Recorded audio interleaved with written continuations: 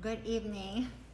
It's been one hell of a ride the last few days, but I do want to come up here and talk about inheritance because you guys know I am an investment inheritance specialist only when it comes to real estate, and I do have a right-hand person in my life who is a real estate attorney. So I ask him every question. So before I bring you anything, just know that I consulted with a real estate attorney first.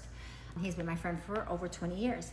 So there's a situation that was brought to my attention. There is a woman and she owns a property and her daughter is estranged. They don't talk to each other. And there's an investor targeting this house. So he's trying to talk to anybody possible to get to the owner of this house because it's a huge amount of back taxes that are due on the property, which is apparently not something normal for this person.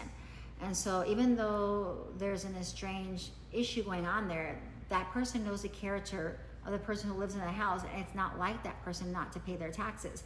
So they were worried, so they called the police, but the lady didn't want to open the door.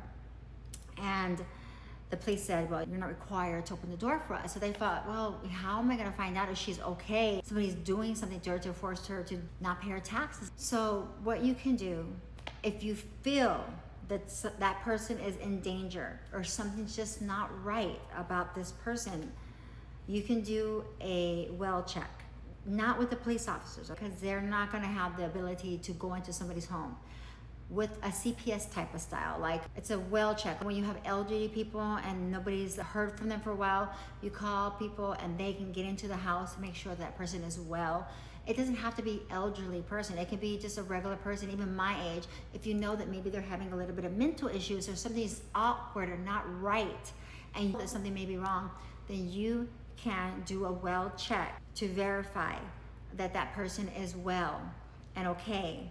Then if they are and they're not paying their taxes, just know, and if this is you and you're not paying your taxes and you're not listening to your siblings or you're not listening to somebody who may have an interest in that property, this is because their father passed away, who is not your child, but it was their child. And this child has an interest in that property and you are not paying the taxes, then he possibly can get an attorney and probably force you to either pay those taxes and get them up to date or sell that house, because you have a responsibility to pay your taxes.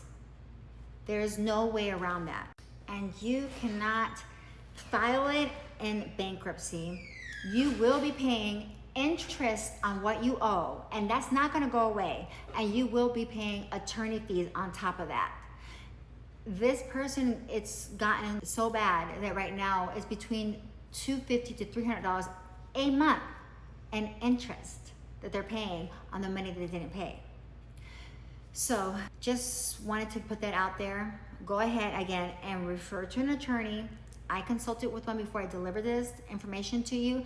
But again, and if you want the attorney's name that gave me that information, I'll be more than happy to give that to you. He's an excellent attorney.